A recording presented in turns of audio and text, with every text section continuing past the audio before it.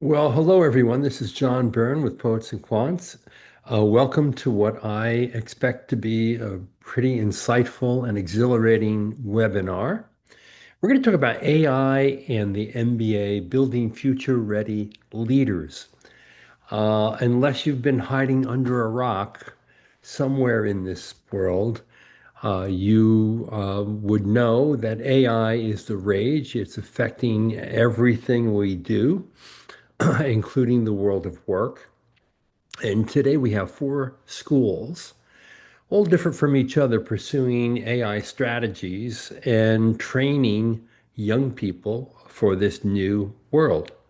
Um, Companies are looking for people, young people with skills in artificial intelligence. There's great demand for these graduates.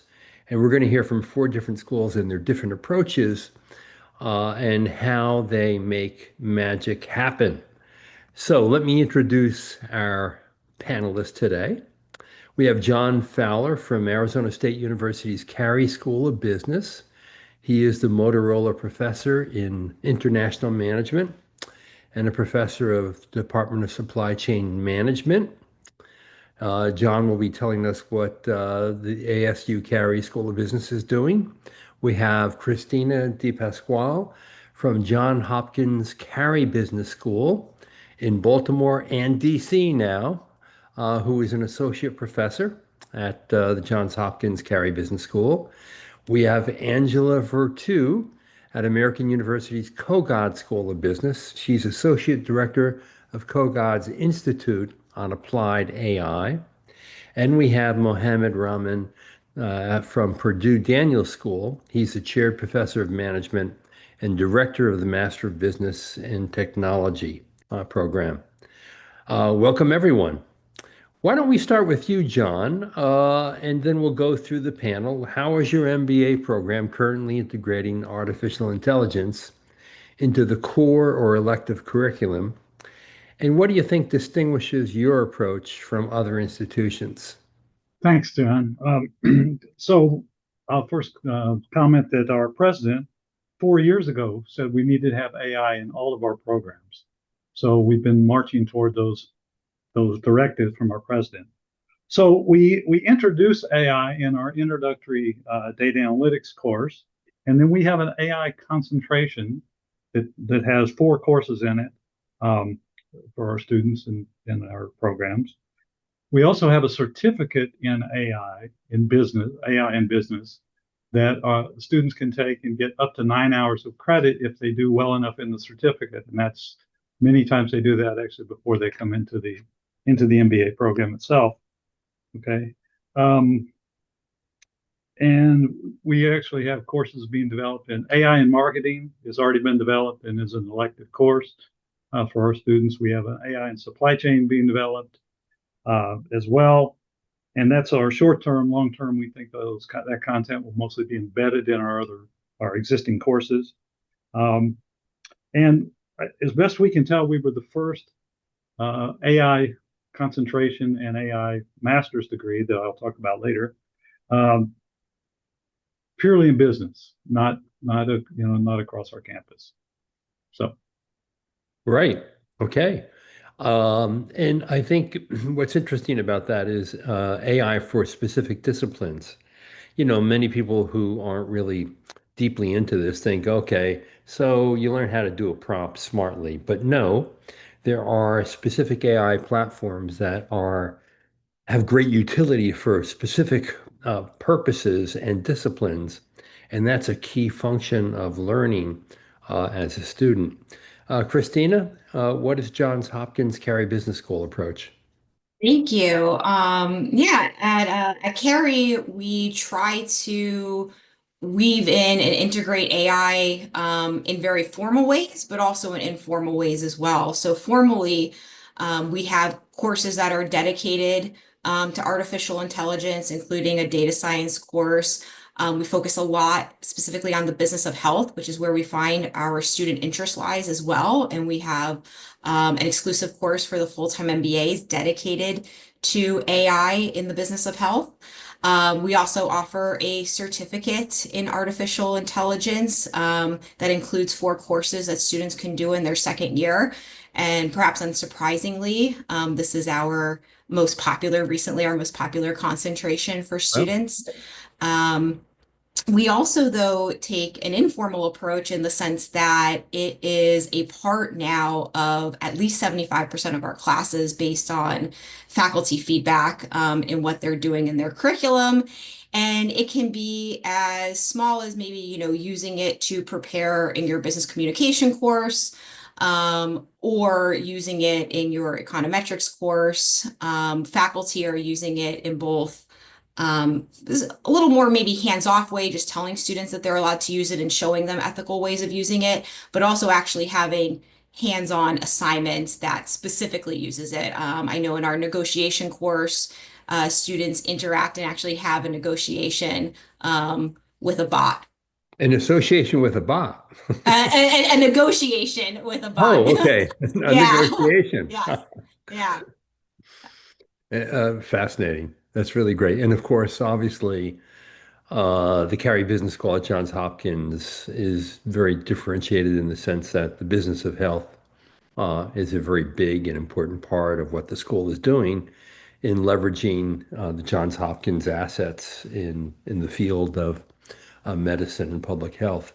Angela, American University's Kogod School of Business, you've been doing a number of different things over a number of years. And one of the things that you do, I know, is you actually train faculty in the use of AI, right? That's right. So we've implemented the train the trainer model. So we make sure that all of our faculty, all of our staff, it's embedded deeply into all of the operations at Kogod. And particularly with our MBA program, we start all of our students off during grad orientation. We have an entire session dedicated to AI. In this session, we set the expectations of, what is AI? How does it work? How does it not work, or what are some of those biases or ethical components to the artificial intelligence? And we really use this as an opportunity to set the expectations of how we want our students to engage with AI within the classroom experience. That way we ensure that students are using it in this additive component, or as a thought partner and not as a replacement for them. Our MBA program is also STEM designated. So about a third of their core classes are going to be very heavily influenced in the analytics and AI space. And that's on top of all the 20 plus graduate electives that are going to be offered to our MBAs as well, to take either a deeper look at those AI and functional areas. Right. And as I mentioned earlier, I wonder if you can talk a little bit about the different platforms for AI use in specific disciplines and how you're kind of deploying that to your students. Yeah, so we just announced a partnership with Perplexity, which is another big AI platform out there. So all of our faculty, staff, and students within the Kogod School of Business will have enterprise level access. That means all of our classrooms will have Perplexity Spaces, which will be a 24/7 tutor for all of our students to have as an assistant in the classroom. And then in each of those individual disciplines, we have different programs that our students will have access to and using. So in finance, I know Hebia has been a pretty big prominent one. And Perplexity also launched Perplexity Finance, which we're going to be integrating with our students. In marketing, we do a lot more of the brand strategy, marketing, content curation tools as well. Right. So at Purdue Daniel School, Mohammed, how is AI being deployed? Well, I think, John, you probably know. So Daniel School got relaunched, right, a few years ago. And the Yes. vision was that the school is going to be at the intersection of business and technology because I guess given the DNA of the university and how the world is, we fully believe technology cannot be ignored, right? So I think we probably take it in the most boldest way right now across the universities. So we got our new Master of Business and Technology. So the MBA, we call it now, the new flagship that we have now is MBT, in less than 100 days. So that was kind of probably a record anywhere. And this was launched last year, a soft launch. And the idea is we believe we need to make sure students fully understand the business side of things, but at the same time, they must have a good understanding of the technologies to be able to deploy it for business changes, right?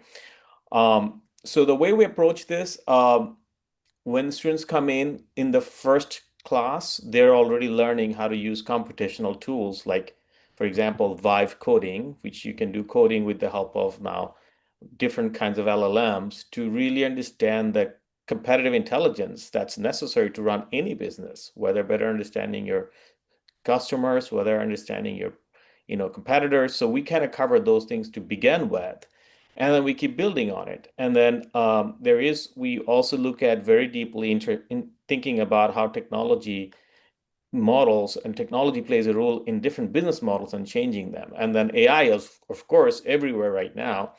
So we look at those, and then we take our students to a journey of thinking about, okay, every manager today has to understand how software, because AI ultimately is all enabled through all software, whether you think about a car or you think about a fridge or you think about any kind of online platform like Amazon or Google. So how do we think about this software as a managerial perspective to bring sort of competitive advantage, right? So we kind of take students there. And then the next part of our learning is thinking about emerging business models and AI. Like, so if you think about emerging technologies that are coming in, how do you see business models changing? Because we are at the very early stage of AI, just like Yes. what we saw with the internet, right? Just like what we saw with the computers.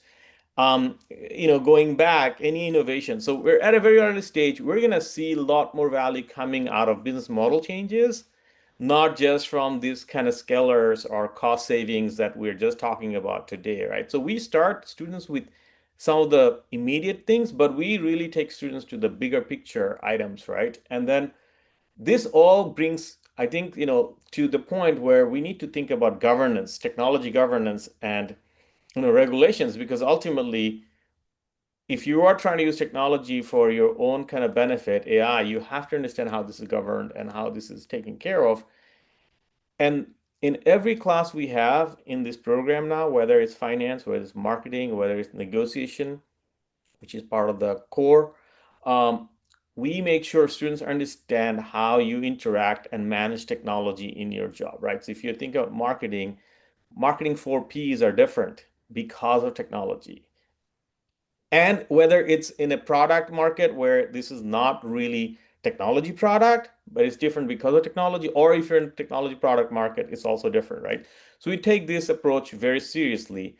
And then for students who still want to pursue any other sort of traditional, we still have our online MBA program. We also have now a new certificate for business and technology where students can actually take subset of these classes and get that certificate to be really ready. So I think we take this in a very bold way where we believe this is where the world is going. MBA is more of going to be like an MBT. It's a business and technology. It's not just business old way anymore. Yes. And I should say the MBT is the Masters in Business and Technology, a 1 year full-time program. What's been the reception in the market to that degree program? We are pleasantly surprised, John. So, we started we got approval, so we had a very soft launch with some students. Our students are getting really great offers, and it goes back to where you were started, right? The market is hungry for this kind of people who actually understand taking these tools in the business functions, right? Not just taking 1 or 2 classes where you say, okay, yes, I learned a little bit of AI. No, we actually say you have to think about the whole business process with AI. So I think it's great reception from the employers. We have a great advisory board of companies like Lilly, like Cummins or Caterpillar and others, right? So we have a lot of support from the advisory board members saying, this is what we need. We don't Yep. really need this old sort of trained MBAs to run their business of tomorrow, right? So I think there's a lot of reception. We already have the online version that seems to be doing pretty well. We're going to launch it in the next couple of weeks with the first cohort. So we're quite excited. That's great. Angela, how does Kogod ensure that students are prepared to leverage AI tools in real world business settings? I'm thinking probably in terms of experiential learning. What are you doing there in terms of using AI? So as I said, we've integrated it throughout the entire curriculum. So as they're actually going through their courses, they're going to be using AI to do various tasks, right? They're going to do it right and help write their business memos and letters. They're using it to analyze like 1,000-page documents that once would be a super, super tedious process. They're using it to underwrite their financial investments. They're using it in negotiations in a very similar manner as Christina just mentioned, right? And at the end of the program, we do have a capstone for all of our individual students. And in that capstone, they'll get this intersection that will focus on those more AI literacy, using it in the particular functional areas that you're mentioning. It'll include their domain knowledge that they've gained throughout the course of their MBA program. And then it's also really highlighting all of those human skills, right? So our position is, yes, we need to know all of this AI literacy and the tech side of it, but equally as important is becoming these human skills. Can we communicate with each other? Can we collaborate? Can we identify the gaps where the technology is broken down and really fill in and be the cheerleader almost to get the right solutions across? And so that capstone is that experiential learning where we get to kind of culminate and tie all of the AI with the communication and their domain expertise in one really nice project. That's great. Christina, what's your take on this for Johns Hopkins Carey Business School? Yeah, we definitely try to give our students a mix of exposure, both with hands-on tools in the classroom, but with plenty of experiential learning. One of the cornerstones of our program is something called the Innovation Field Project, where students take on an 8-week consulting project and they actually work in the field for a week of that period of time. They go and they visit the company. And of course, in the past 2 years, AI has come up a lot. And those companies actually focus on trying to give our students some guidance in terms of how to ethically use AI in a project like this. And we specifically go over with our students, making sure you discuss with the clients before you upload any data, checking with them. And it varies by sponsor. Some of our sponsors are actually very into them doing this, right? And making sure that they have this type of knowledge, and also work with them on the ethical considerations. We have also something called at the university level called the HEC program, which is another form of an experiential project where students get the opportunity to pair with a healthcare business. And that's incorporating AI and generative AI tools into that. And then, generally speaking, though, right, we are very well aware that our students need to, though, maintain those soft skills. So we like to cover with them the idea of the short run versus the long run trade-off. And in multiple of our classes, I do this myself in my class, explain to them that while we can use something maybe to make things a little more efficient, in the long run, we still have to maintain those soft skills because we know that employers still want you to be able to adapt on your feet, problem solve, actually be able to explain something. And so the AI is only going to be able to get you so far. And so hopefully, the goal is between our courses and our consulting projects that we're actually able to equip our students with those real world skills. Yep. Certainly, soft skills will always be important, and it's something that AI probably won't do all that well. John at Arizona State, how are you leveraging AI tools for your students to use in real world application? Yeah, so at the university level, we have they've put together quite a few tools, and some of those tools help faculty develop courses, embed AI in their courses, and help them come up with assignments for students that take advantage of AI. And then we also, at that same site, we have links to a lot of the different AI tools, so the students can go in and use those. One of the things that we insisted on, though, is that all the information that they put in that AI there stays within ASU, so that we don't have any FERPA violations, and we're not feeding information back into the language models, et cetera. And then there's a technical foundation section where the students go in and learn a little bit more about the ethical concerns and other aspects of that and biases. So, Right. One of the issues I think that's come up again and again is ethics. And it relates to everything from data privacy, bias, mitigation, decision making. I'm wondering, John, what emphasis does your program place on the ethical side of AI? Well, we have a strong emphasis on ethics throughout all our courses, even before we got into AI, and so now we've added that into the discussion about the ethics of using those tools. What comes out. So Do you think ethics are an important piece of the puzzle, or is it overplayed, John? no, I think it's a very important piece of the puzzle, and it's the um, it's also making sure that they're ethical in their use of AI just directly. It's a cornerstone to me of everything they do. Yeah. Christina, how does Johns Hopkins Carey Business School tackle ethics in AI? So we have an official policy, of course, and we recently launched something called the JHU AI Lab, which is a combination of a few different large language models that all of our students have access to. And so that naturally was a good opportunity to roll out an expanded policy. And there's plenty of terms of use that come with that. But from a practical standpoint, you can have this official policy. It's another thing to actually enforce it, right? And to make sure that we are communicating a true culture and not just kind of covering ourselves by posting a policy. And so I know that our faculty are specifically covering things like copyright infringement, plagiarism, that is a common theme, privacy concerns, and biases. Lots of our faculty, including myself, show students kind of that frontier, that Gen AI frontier, what it's good at, what it's not, to actually show that, this is not going to answer the meaning of life type questions. And some things it's good at, some things it's not good at. One thing, we actually did hold a training session for faculty on teaching with AI.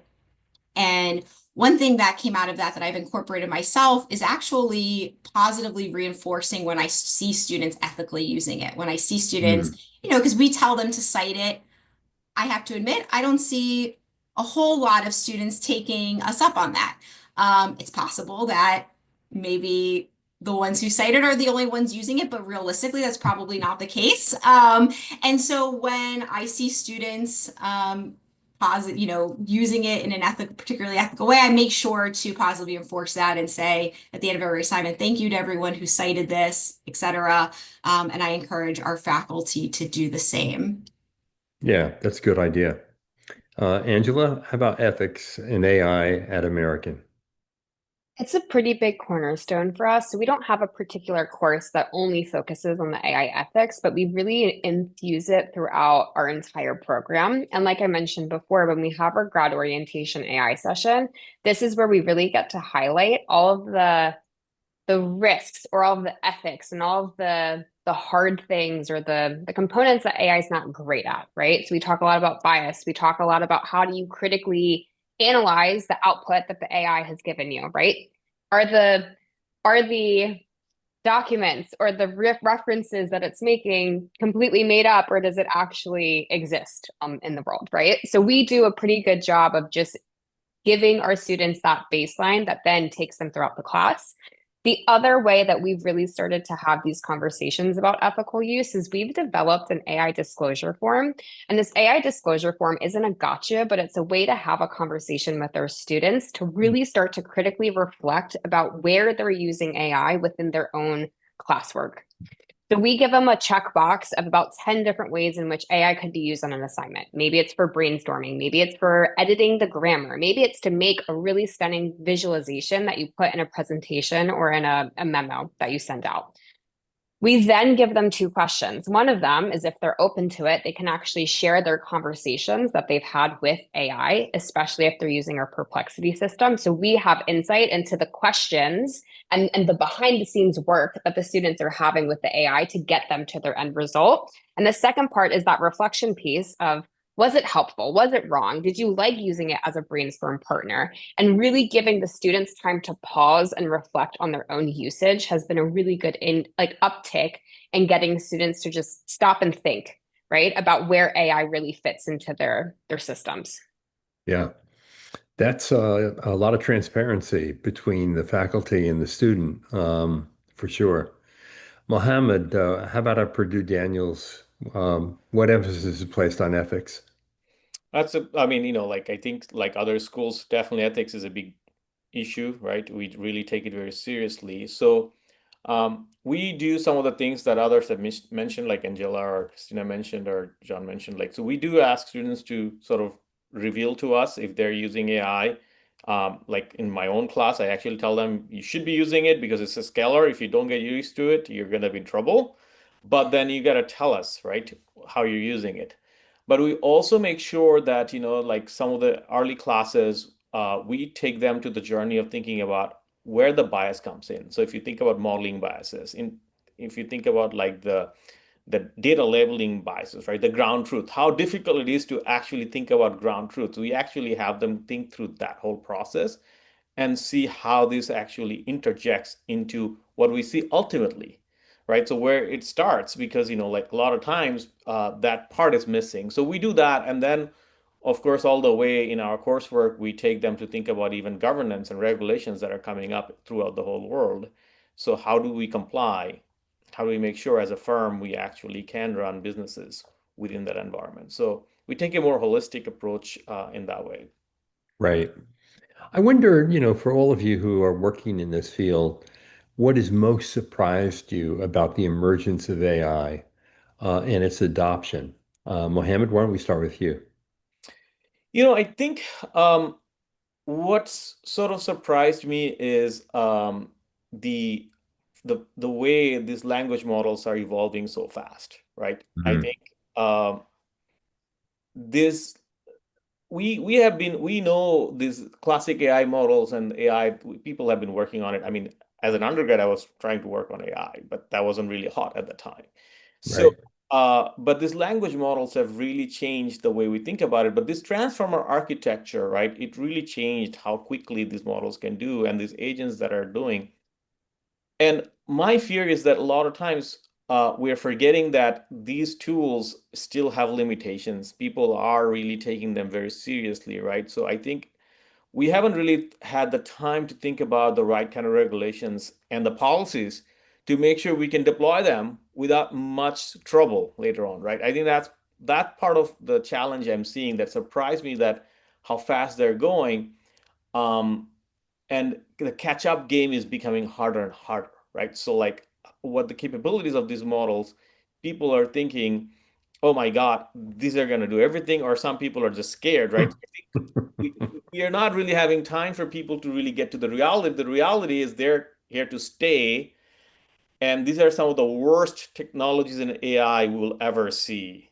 I think that's the bigger part to keep in mind, right? I mean, we're at the very early stage of this. These are some of the worst solutions we're going to see. We're going to see way better solutions Yeah, I mean, to your point, I mean, if you were to compare the early version of ChatGPT with the latest version, you will recall that the first version of ChatGPT, there were hallucinations all the time. right. It was making up stuff constantly. Right. Frankly, that's rare now. You're getting a pretty reliable response, shockingly so, from the latest version of ChatGPT. And I can only imagine 3, 5 years from now, how that's even going to get so much better. Angela, what's biggest surprise for you? You've been following this field for quite some time. Most surprising aspect to me is when you think about the adoption of this technology, it's much more cultural than it is technological, right? This technology isn't like you're switching from Tableau as your data visualization tool to Power BI, where it's kind of the exact same thing. Some buttons are in a different spot, but really it's teaching people how to go and approach this new technology as another person. And when you're using the interface of just this little chat bot, it feels unintuitive. There's a little thing in our brain that's like, I don't want to speak to this like a human. I don't want to give them the instructions that I'd give my coworker or my intern or my boss. It feels weird, right? That like to for lack of a better word there.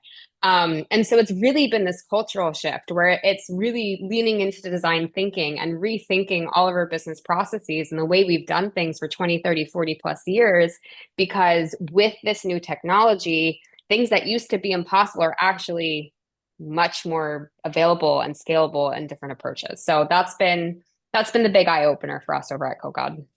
Yeah, true. I find it easier to engage in a conversation with it because it learns from your use of the technology. So it learns a lot about you. Give you an example. I go sailing in Chesapeake Bay. So I'll ask it, what are the best days this coming week to go and take a gentle sail? And it will tell me, and then it will say, well, how long you want to sail?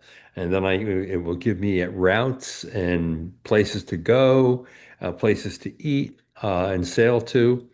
It really is, you get used to actually having a dialogue with it because it ends up knowing who you are. Christina, what's the biggest surprise for you?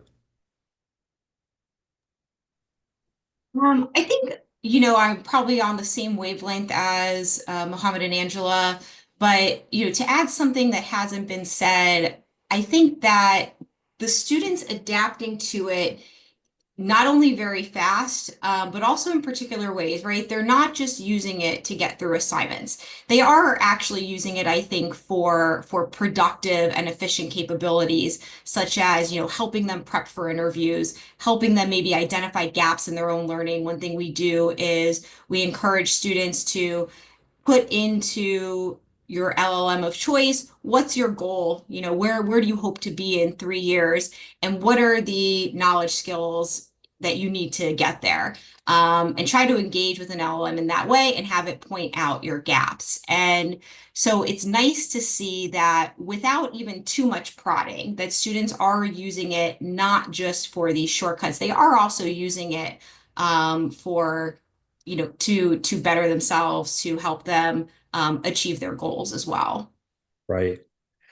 John, you have the unfortunate circumstance of being last after three great answers. What do you say about this? Well, I'll say two things. One, building on what the others have said, the speed I think has just Mm. been amazing. Mohammed, I go back before you. When I was in grad school, AI was kind of a big deal for a little while, and then there were about 3 decades where it was completely in the dark and not mentioned at all, and now it's become popular again. The other thing that surprised me a little bit is how much companies have picked up on the marketing with using AI in their marketing. And I would be curious as to how many pieces of software companies have put out where they don't change a single line of code, but now call it AI. Mm. So, to me, it's in that sense, it's a little bit overhyped. Um, Yeah, it's not the greening of AI, it's the AIing of AI. Um, that's true because I think there are a lot of companies, particularly in the early stages of AI, that contended they were using AI tools in their software development. I'm thinking in part because it's so hot that venture capital money would naturally flow to enterprises that were AI oriented in some way or the other. Obviously, the big concern about AI that I'd like all of you to address is the loss of jobs. There's a recent New York Times article that highlighted the emergence of new roles um, that will emphasize what Christina mentioned before, soft skills like trust, discernment, integration. And I wonder, John, you can start us off with this. How do you see the next generation of business leaders shaping and leading the development of these new opportunities? What new roles will likely emerge from the use of AI technologies? well, I think we're going to see a loss of jobs in large companies. All right. I think AI is really going to take off there. I think the real opportunity for us in business schools is making students available to work in small to medium enterprises that maybe can't afford to do some of the same things in the replace a lot of their processes, et cetera, with AI based work. So I think that's really actually an opportunity for us. Christina, what new roles do you see? Obviously, Carey Business School at Johns Hopkins is very much focused on the healthcare industry, and Lord knows there's plenty of productivity improvement that can occur in that field. And AI will probably have a very important role in the future in making that happen. I think that there's actually a chance to, make substantial discoveries in healthcare thanks to AI to become better at the current things that we do, and hopefully our students can be a part of that. We actually have a lot of our students are entrepreneurs. We have quite a few students in our full-time MBA program who have started their own business, and one specifically just got $100,000 grant for their startup that uses artificial intelligence to help inform. It's beyond my area of expertise, but to help inform the use of organoids. And so our students are already quite interested in it, trying, I think, to leverage these opportunities to hopefully create better products that are out there. But I do think that what will naturally happen is that because these soft skills, right, do still have value, perhaps there's opportunity to even focus on those more, right? Maybe we will get better, just kind of like how maybe one of your senses gets better when you don't have to focus on something else. Maybe that will actually happen in this regard. And students, in order to differentiate themselves in these non-AI skills, will actually develop those more and be better at those because they're not spending time thinking of other things that they have to worry about thanks to artificial intelligence. True. And while I'm thinking that the great fear is loss of jobs, in healthcare, where there's a fairly severe shortage of nursing help and of doctors, AI can play actually a very important role, not in eliminating them, but in actually assisting them to basically serve more patients. Angela, how do you see this? So again, I agree a lot with what John and Christina both said, but I think with Kogod and our approach, we're really kind of taking this with like an entrepreneurial mindset, right? So as we think about how AI is going to impact the job market, with generative AI, you have the world's knowledge at your fingertips. You can be a non-coder and you can create an app within 5 minutes, right? Kind of the vibe coding that Mohammed was talking about at the beginning of this session. So what we're really trying to gear them towards is that entrepreneurial spirit that leads more into those human skills, right? Are they curious? Do they have an insatiable hunger to just figure some stuff out or ask all the questions that they want to do? Do they have the courage to do that and build in public and try a bunch of different things that may or may not work? Can they be creative? Can they have those communication skills to then sell all of those ideas? So really building upon that entrepreneurial mindset, even if they don't want to be an entrepreneur themselves, having that approach, that trial and error, relentlessness, and that pursuit of just sticking with it and asking the right questions, they're going to be successful with whatever that new job market looks like. Right. Mohammed, soft skills, will they be more important than ever before? Oh, absolutely. Completely agreed. So I think, the way I think about this, and I think the way we think about this at this program here. So you are going to see tasks changing, no question. Tasks are being affected, whether they're being automated or simply being even totally replaced, right? So if you think about writing and other things, auditing, or sorry, like copy editing.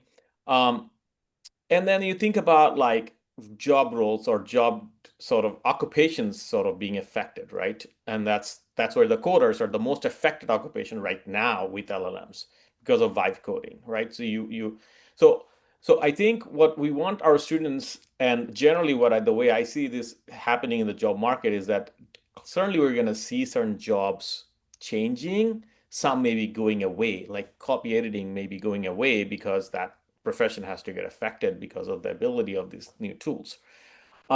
Coding is changing. You still need coders. If you talk to coders, if you talk to large companies, what I'm hearing, so when we're placing our students, is that they need to be, their scalar has to go up. They need to produce a lot more than before. So hiring is kind of frozen, but they're not letting go of new people, but are old people, but they're saying you got to produce more now, right? So I think that's Right. what's going to happen. That's what happens with any technology, right? So I think that's so the first thing to do is for students to realize how can I be one of those people? That's where I was talking about vibe coding and being the scalar and making sure anybody from any discipline. So all of a sudden, I think there is role of AI that no new jobs are going to open up in industry that we have never seen. So think about healthcare industry, think about pharmaceutical industry. Pharmaceutical industry is always an innovation science-based industry, but I think now companies are saying, hey, we are technology companies. because they really need AI to now find new molecules and change the drug development process from years to months. And think about like how do we do their business through PBMs from there to go directly to consumers, right? That's what you see with Lilly Direct. So I think you're going to see a lot more new and cool jobs opening up for people, but we just have to make sure our students are really adapted to the idea of, okay, how do I do critical thinking? That's still with humans, right? Creativity is still is pretty much with humans.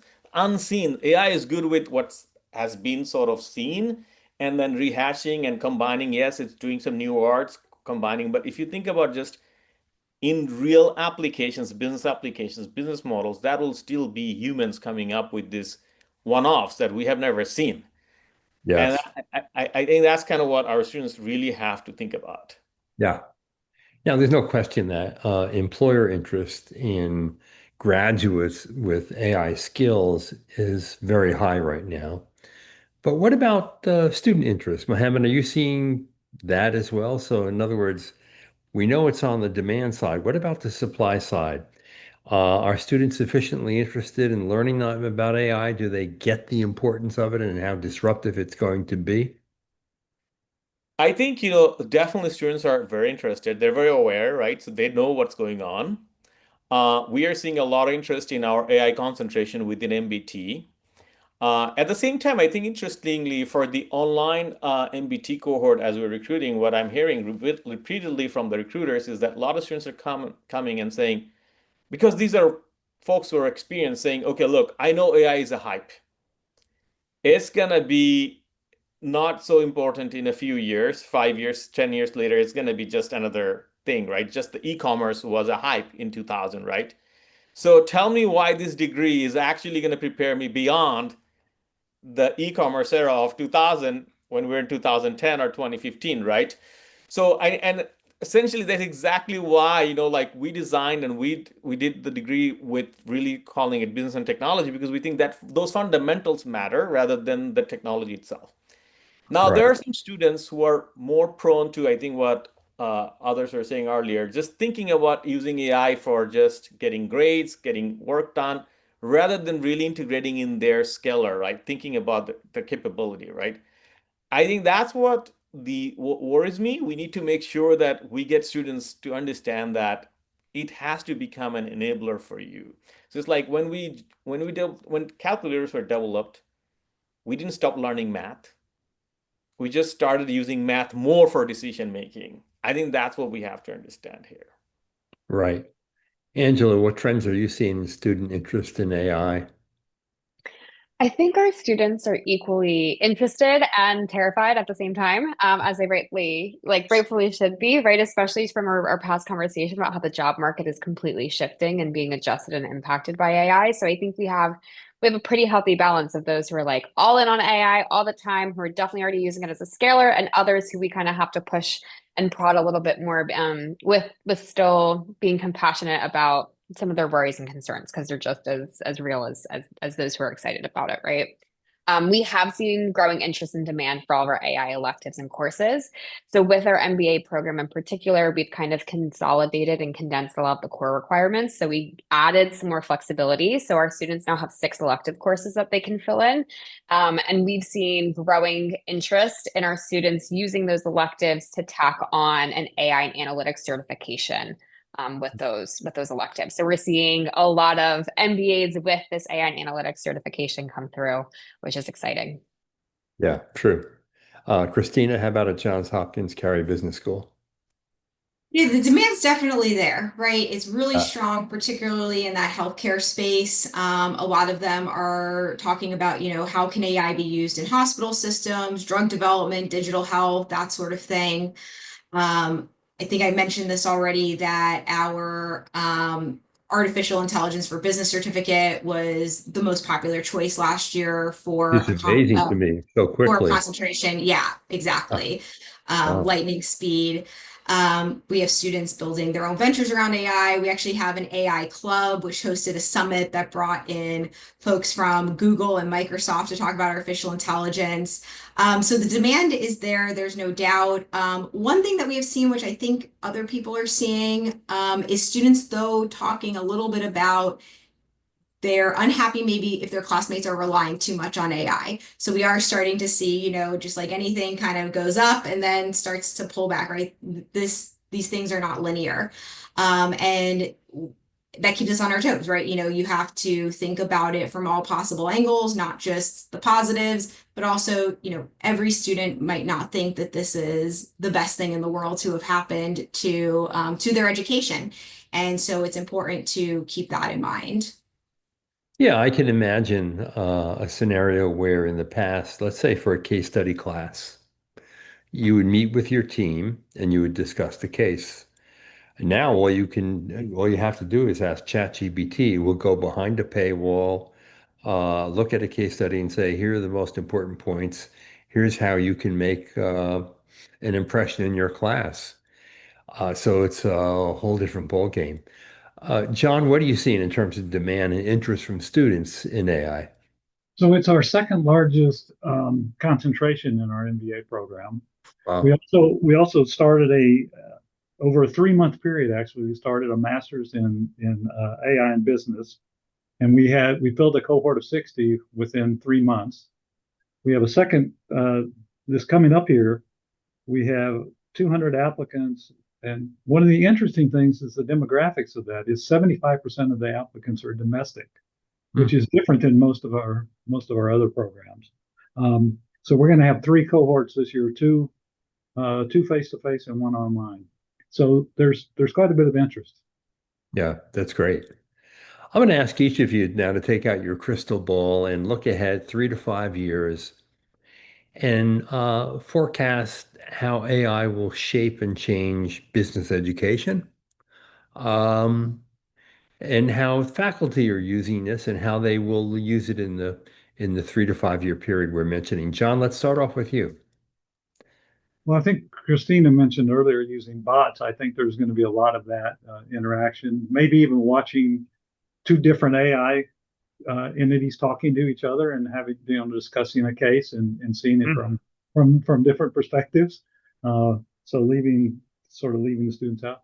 And by the way, it's going to do away with us. We won't need any more professors in the future. No, that was Well, an that was John, an you are of a certain age not to worry too much about that that. is true. No, I'm mostly kidding there. So No, but I get that. I kind of like the idea of in your classroom or on your team, you might have an AI bot who has equal status as a student, learning alongside you and guiding a discussion. Christina, 3 to 5 years from now, what's in your crystal ball? Well, I'm an economist and by trade, and so we're notoriously bad at predicting things according to Oh any yeah. sort of timeline, but I will try my best here. Um, I guess if I was to play the percentages, I think that this is just going in the direction of probably even more AI electives, more integration into experiential learning, where maybe it's not even a part, maybe it's the focus of the experiential learning, more attention to AI tools for co-curricular support and things like that.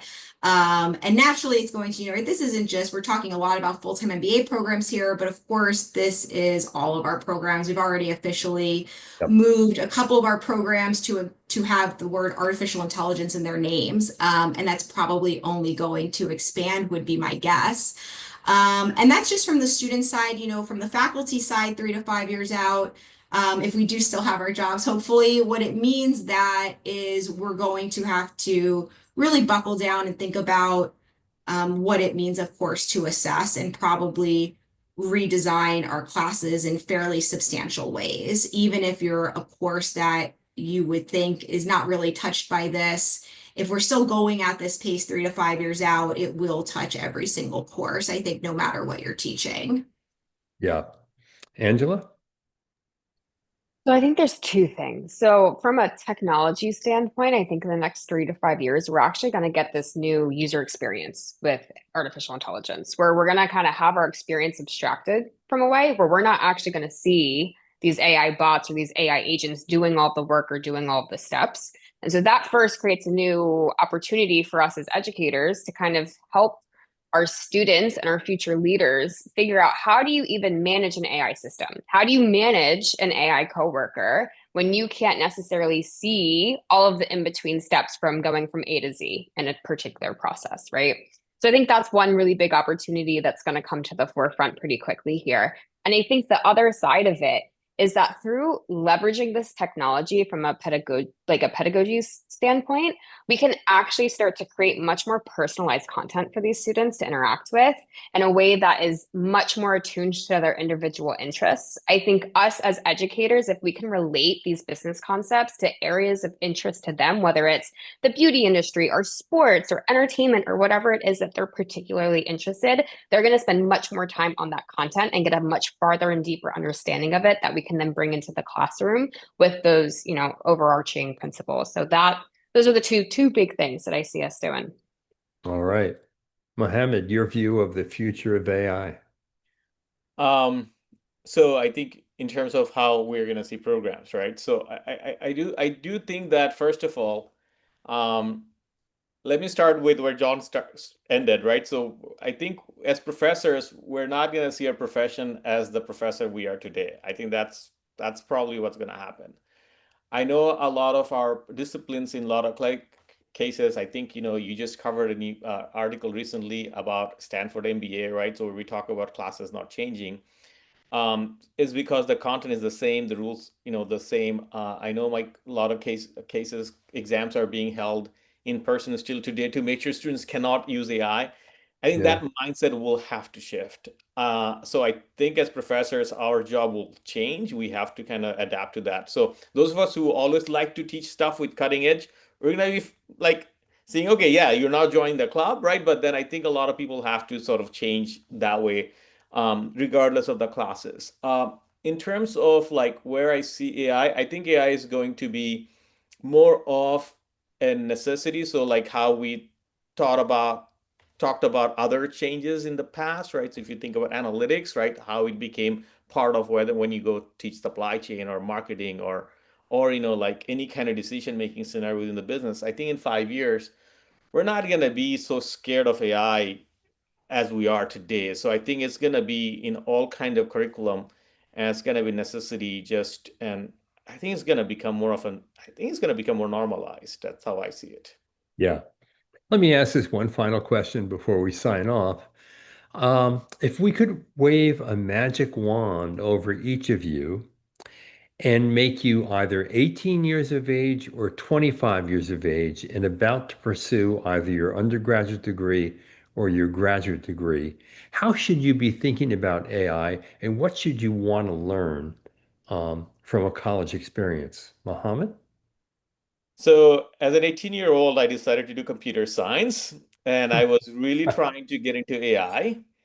Uh, at the time, going back to John's point, those professors were the most miserable because no funding agency was trying to fund them, or they're not really. It was the AI winter time. I think if I could go back, I would still go back to computer science. I think this is a great time to really learn the depth of what these technologies can do and how they're developed.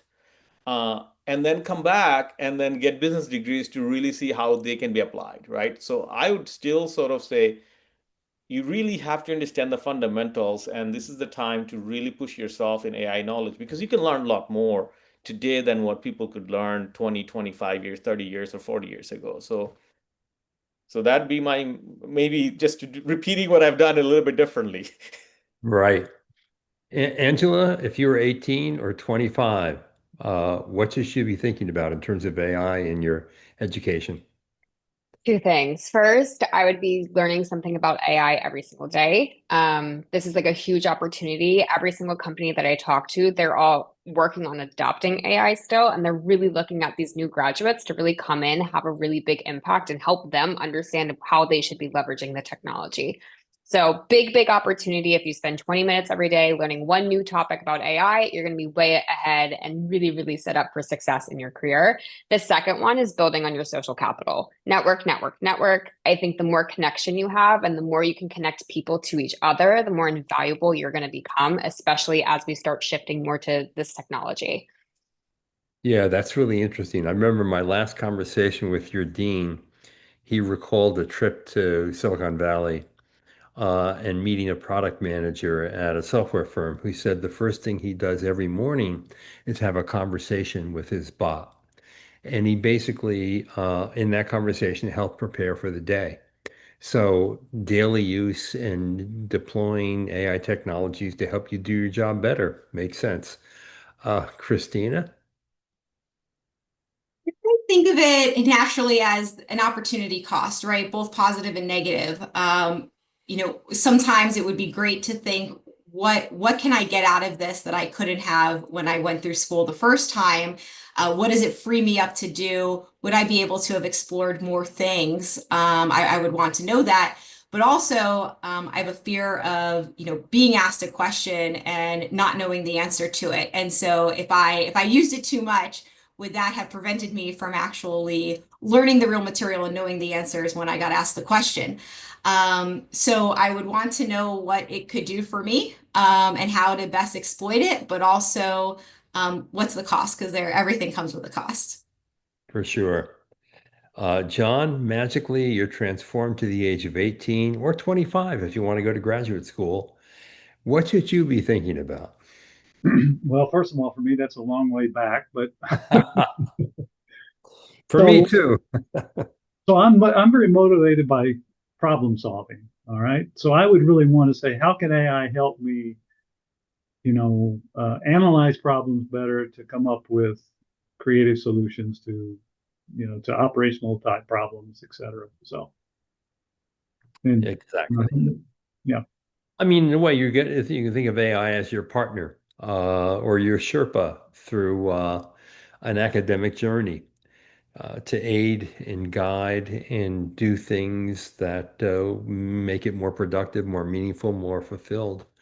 Um, hey, I want to thank each and every one of you for a great session. AI in the MBA, Building Future Ready Leaders. I hope all of you learned a lot about AI and how these different schools are approaching this topic. My big takeaway is it's real, it's serious, it's disruptive. We're in the early stages of it.